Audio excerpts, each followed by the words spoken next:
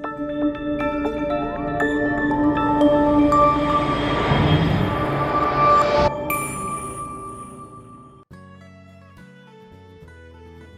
guys, welcome to today's lecture. Now today is the second lecture of my particle physics series. Today we shall discuss about some conservation laws. Now before I proceed, if you are first time watching this lecture, you can go through my previous lecture for better understanding. Okay. Now conservation laws are mostly divided into two parts. First is here exact conservation laws, and the second one is approximate conservation laws. Now what is the basic difference? For exact conservation laws, these conservation laws must be maintained in order to be an allowed transition. But for the approximate conservation laws, for some reactions they are valid and for some reactions they are not valid.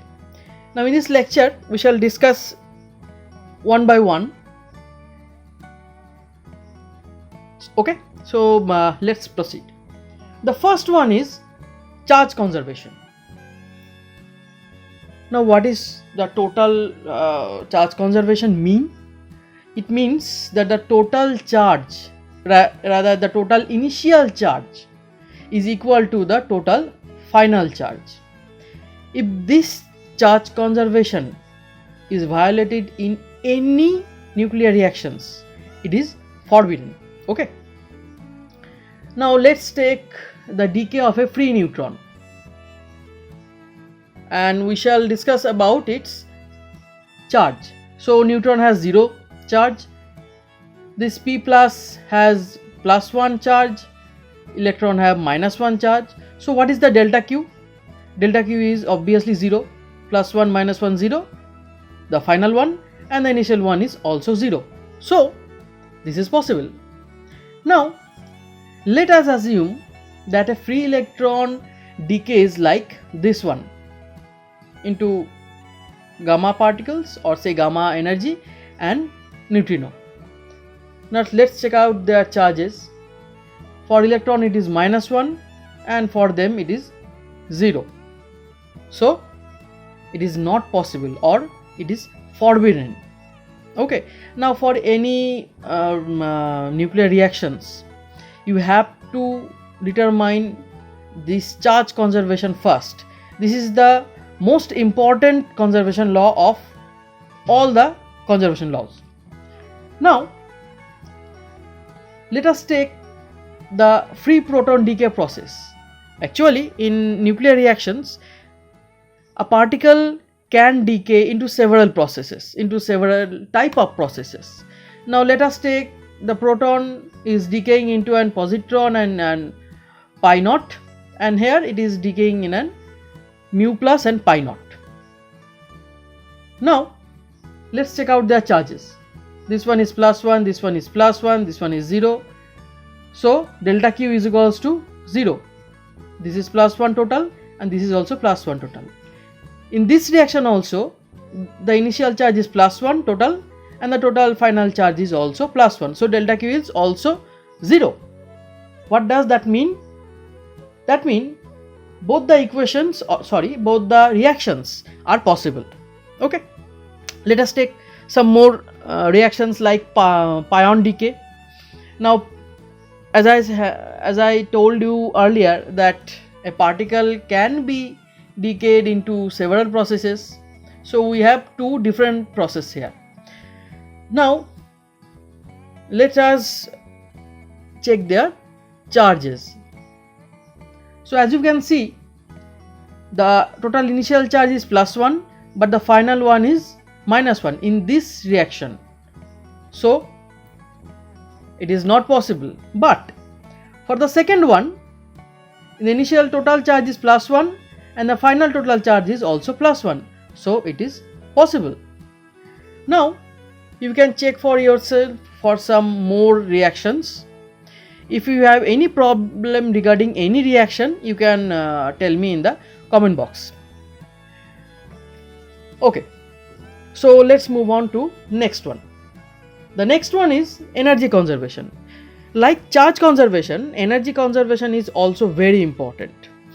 If it is violated in any reaction, the reaction is forbidden. Okay, now the total energy conservation means both the sum of the both kinetic energy and rest mass energy. Let us take the beta plus decay here. Now this is beta minus decay.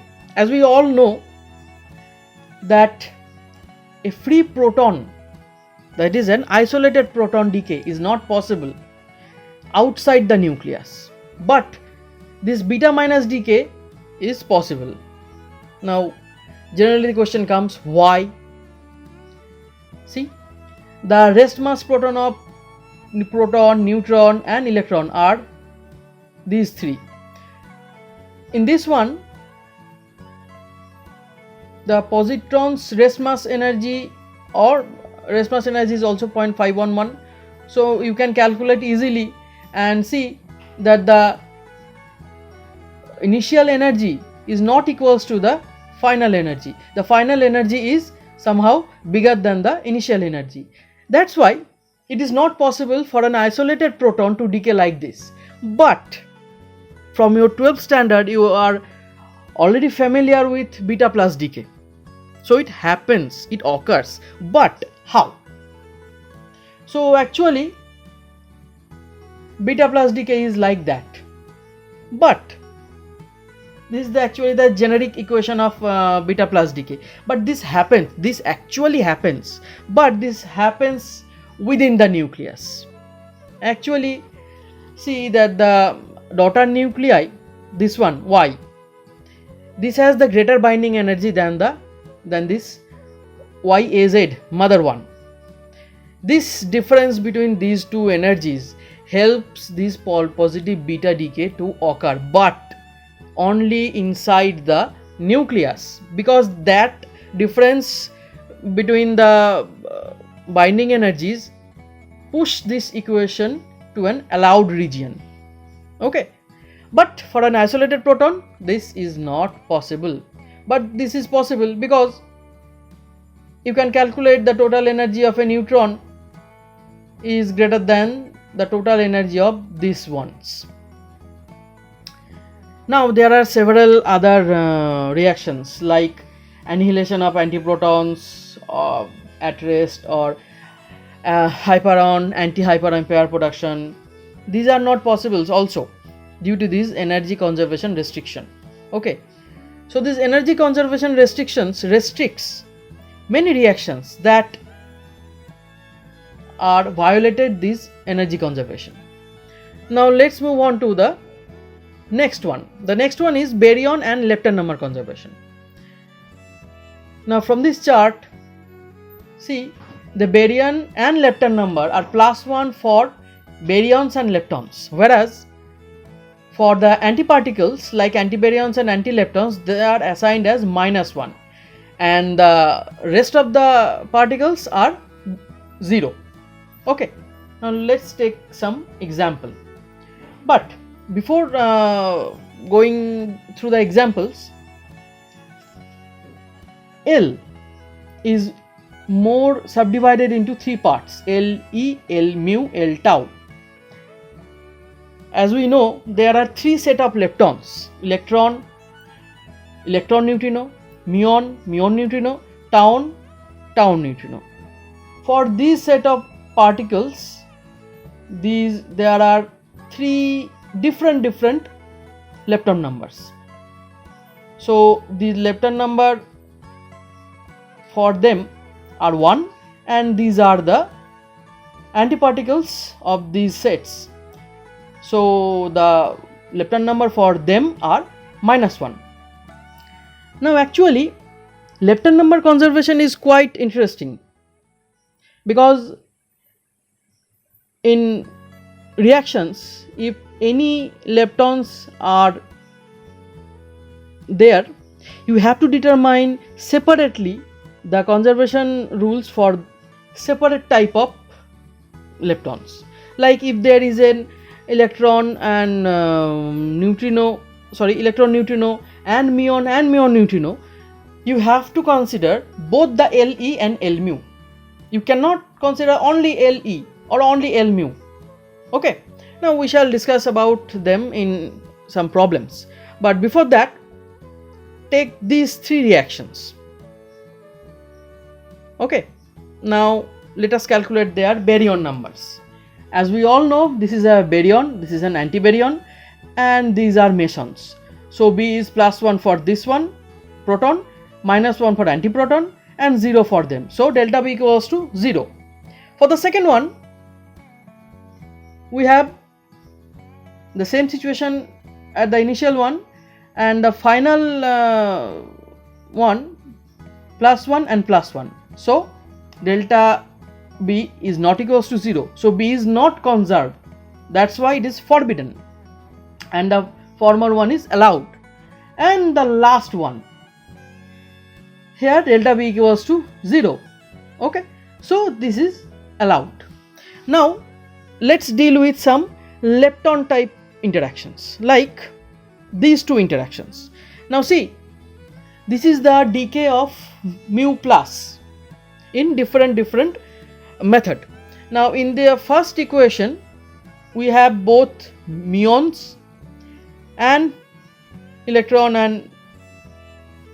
neutrino, muon neutrino. So we must deal with Le and L mu, and in the latter we have also Le and L mu. Now we shall discuss about both of them, like for mu plus L mu -1, as it is an anti-neutrino, anti-muon, and all the L numbers for all the other particles have been shown here. Now see, L mu is not conserved here. Initially it is totally -1 and finally it is +1, whereas Le, it is also not conserved. It is -2 in the final stage and initially it is 0. So the first one is forbidden because both of them are not conserved. Now for the second one, L mu is equal to -1, that is initially, and finally it is also -1. So L mu is conserved. Now look out for Le. Le is 0 for initial, and the total Le for the final stage is also 0. So both of them are conserved. So it is an allowed reaction. Clear? Okay, let's proceed for the next one. And the next one is linear and angular momentum conservation. There are also some exact conservation laws, like for linear momentum conservation, there is a invariance regarding translation in space. That is, conservation of linear momentum actually leads to homogeneity of space, and that's why we can reduce some energy or momentum using this linear momentum conservation. Like pi minus is decaying into mu minus and muon neutrino bar. Actually this decay happens when this pion is at rest.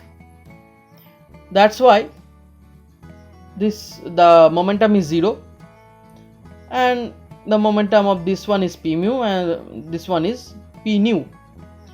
It is clear that p mu is equal to minus p nu. So at rest the pion will decay into two particles whose linear momentum are opposite to each other. So they will move opposite to each other in order to maintain the linear momentum conservation.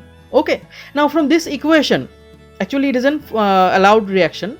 Now from this equation we can also determine the energies, like this one. This is energy conservation rule. Actually it is an allowed reaction, so energy is already conserved. And from this equation we can easily determine E mu and E nu using this condition. Now you can easily evaluate in your exercise book, no need to write down the details of mathematics here. But if you face any type of problems, you can contact me. Now let's move for the angular momentum conservation. As the linear momentum conservation leads to the translational physical laws, the conservation of angular momentum leads to the rotational physical laws, and this conservation rule leads to us the isotropy of space. Remember these two lines, that the conservation of linear momentum leads to homogeneity of space, whereas the conservation of angular momentum leads to isotropy of space. Now total angular momentum means the sum of orbital angular momentum and spin angular momentum. So the total of these two must be conserved in order to be allowed in nuclear reaction. Okay, now we are done with exact conservation laws. Now we have the approximate conservation laws. The word approximate means for each type of reactions you cannot conclude that all the further conservation laws are valid, but they are valid for some particular type of reactions. The first one is isospin conservation. Isospin means the I and the I3. Okay, now actually these I and I3 are not conserved for every type of reaction. Now before discussing that, these two are the leading equation. 2i plus 1 equal to multiplicity. With this you can determine the value of I, and after determining the value of I you can determine I3, that is plus I to minus I, according to your needs and according to multiplicity. Now the type of reactions. Actually I is conserved in strong reactions and I3 is conserved in strong and electromagnetic reactions. So what about weak interaction? In weak interaction both I and I3 are not conserved. Now watch carefully, in electromagnetic interactions only I3 is conserved, not I. So both I and I3 conserved in strong, I not conserved, I3 conserved for EM, and both I and I3 are not conserved for weak interactions. That's how we can differentiate between different type of reactions. Okay, now let's do some mathematics like these two reactions. See for yourself. For pion family we have 3 particles, so m equal to 3, 2i plus 1 equal to 3, this gives I equals to 1, so I3 equal to plus I to minus I, that is plus 1 to minus 1, that is plus 1, 0 and minus 1. This is for the pion family. Next we have the nucleon family.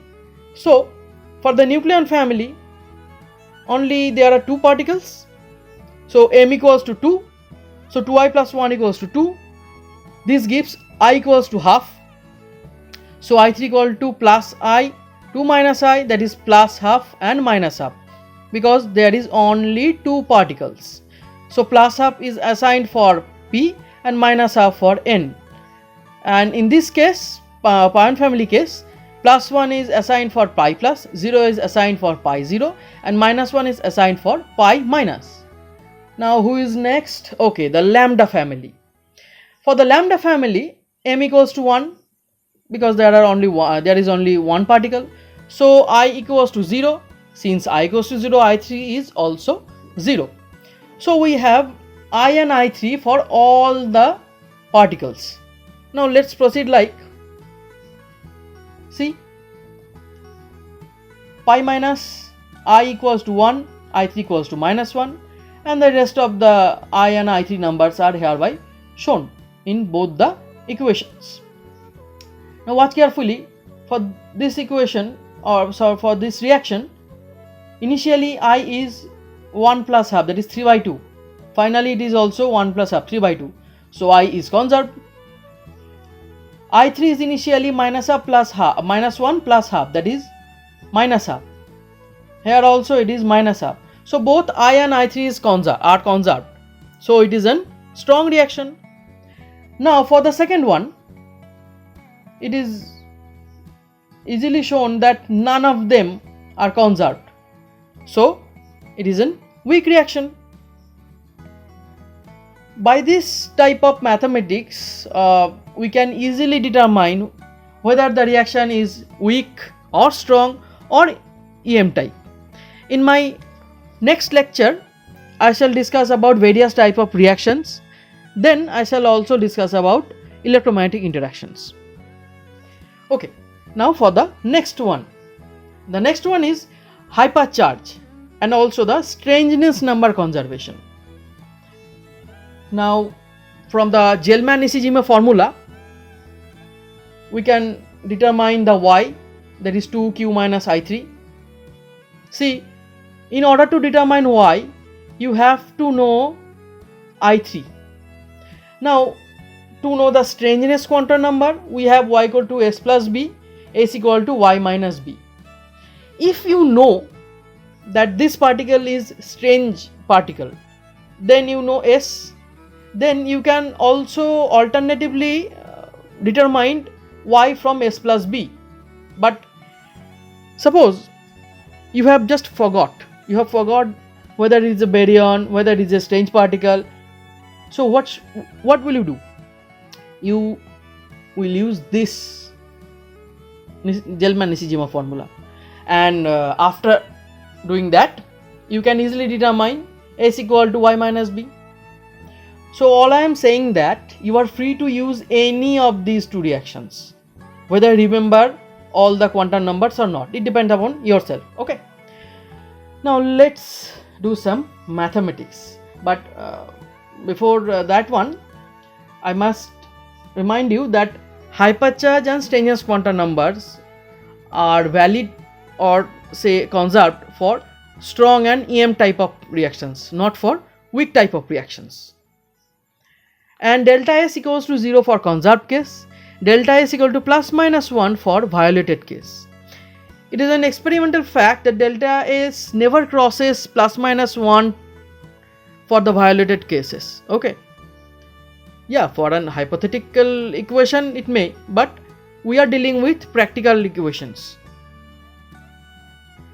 Let's take these two equations. But first we have to determine the y and s for all of them. Okay. Now for this pi minus, what we have? Y equal to 2q for minus 1 minus I3 is also minus 1. So this gives 0. Hence it is not a baryon. S equals to also 0. Now for the p, we have y equals to 1, charge plus 1 and I3 plus half, and s equals to also 0 because it is a baryon. So 1 minus 1 equals to 0. For the sigma plus, we have y is equal to 2 plus 1 for the q minus I3. It is a triplet type of particle, so m equal to 3. That means I equal to 1 and I3 is plus 1 for this one and minus 1 for this one. So y is equal to 0. Since it is a baryon, we have s equal to minus 1. Now suppose I have forgot that kaons and hyperons are strange particles. There is an hyperon, so I have forgot. Now with these mathematical equations, you can determine for yourself. No need to mug any type of theory here. Okay, only you have to remember the equations properly. Now for the xi minus, we have y equal to 0 and s equal to minus 1. For the kaons, y equal to plus 1 for K plus and minus 1 for K minus, and S equals to plus 1 for counts, S equals to minus 1 for K minus. Now see, K minus is the antiparticle of K plus. Now for hyperons, strangeness quantum number is minus 1, but for counts it is plus 1. So if you want to remember, you have to remember a lot, you have to mark a lot. But if you want to do the maths, you don't have to remember anything, okay? Now let us put these values here, okay? Like, see for yourself, y is equal to initially total plus 1, and in final stage it is also plus 1, so delta y equals to 0. Similarly, delta s is also equals to 0. So this is an allowed reaction. And this one, delta y equals to plus 2 and delta s equals to plus 2. So both y and s are not conserved here. So this is a forbidden reaction. Okay. Now let's discuss about parity conservation. Actually, parity is purely a quantum mechanical concept. Actually, quantum mechanics deals with microscopic world, and what we are dealing with now, particle physics. Particle physics is also made up of tiny particles, subatomic particles. Okay, so this is also a quantum mechanical world. So quantum mechanical concepts are can be easily applied here. Now there are some rules for the parity, as the baryons are allotted with positive parity, and the antiparticles, say antifermions, have the parity just opposite to the fermions. Now the proton and neutron have positive parity, whereas antiparticles have negative parity. Now the bosons and antibosons, these are some special cases, so they have the same parity. I know this sounds a little bit clumsy, but this is a graduation stuff, so you have to remember something. Okay, now let's proceed. Like, parity is conserved in strong and EM reactions, and as usual it is violated in weak reactions. Now it has a particular formula, like PAB equals to PA PB into P. PA for first one, A particle, PB parity for the second particle, and P. Generally for spherical harmonics we can apply it is at minus 1 to the power L.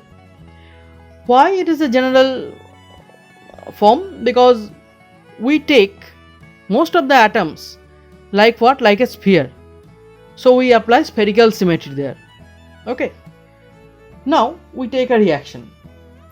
Actually, in this reaction, now we are assuming that first we use slow neutrons.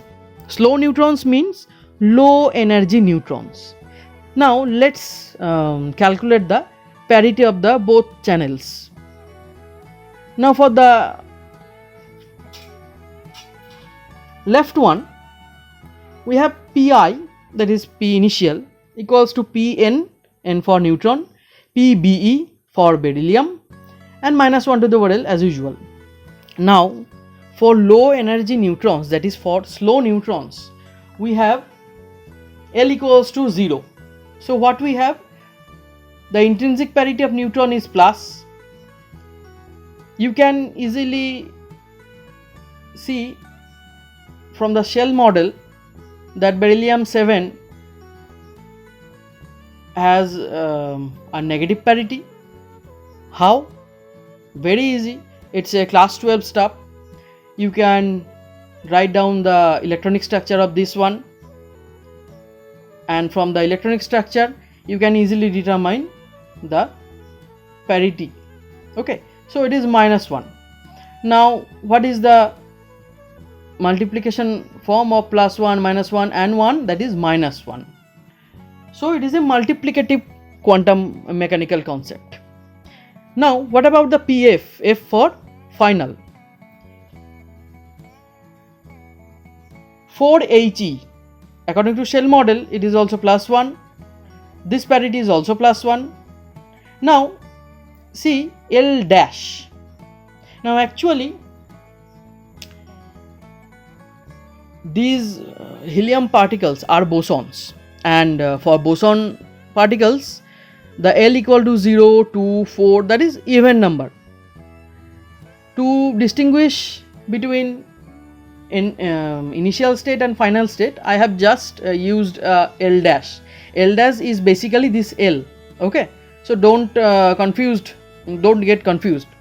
Now this L dash for bosons are always even. So minus 1 to the power 0, that is a plus 1. So plus 1 plus 1 plus 1 multiplicative format gives plus 1. Now see, parity is violated. Okay, for slow neutrons parity is violated here. You can determine all the other quantum numbers here, and you will see that all the previous quantum numbers are somehow conserved here, but the parity is violated. Okay, so using slow neutrons or low energy neutrons, this equation cannot proceed. So how this will proceed? Obviously for high energy neutrons or fast neutrons, but for slow neutrons or low energy neutrons, since parity is violated, it is not allowed. Now let's discuss about charge conjugation. The name itself is giving the hint. Charge is conjugated. What is the conjugation? The conjugation is the opposite. The simplest form is the opposite of charge. Okay. Now how it will apply? It is denoted by C. The sign of the all charges will be reversed. That is charge conjugation, and then we shall discuss that whether this is valid or not. Like charge conjugation invariance will show that if a reaction is taking place in particle world, it can take place also in the same way in the antiparticle world, because these antiparticles have just the opposite charge of the particles. So what we are doing just conjugating the charges in particle world reaction and test whether it is possible in antiparticle world in the same way. Now what are some examples? Okay, before that you have to know that C operation is not only valid for charged particles, also for neutral particles. Okay, now see, this is the particle wall reaction and this is the antiparticle wall reaction. Actually charge conjugation is conserved in these two reactions. So this reaction can be proceed in the antiparticle world like this. Okay, now in weak reaction this charge conservation law is not valid, but for electromagnetic and strong reactions this charge conservation law is valid. Okay, now we have time reversal. Now what is this time reversal? Here also the name is giving the hint. Time is reversed. What that does mean? This means replace t with a minus t, nothing else. This is denoted by capital T, and see It's just changing the time plus t to the minus t. Now reversal of the sign of the linear momentum, or the reversal of the sign of the angular momentum, or this is the most important, a transformation of the wave equation to its complex conjugate form. These are the most important aspects of time reversal technique.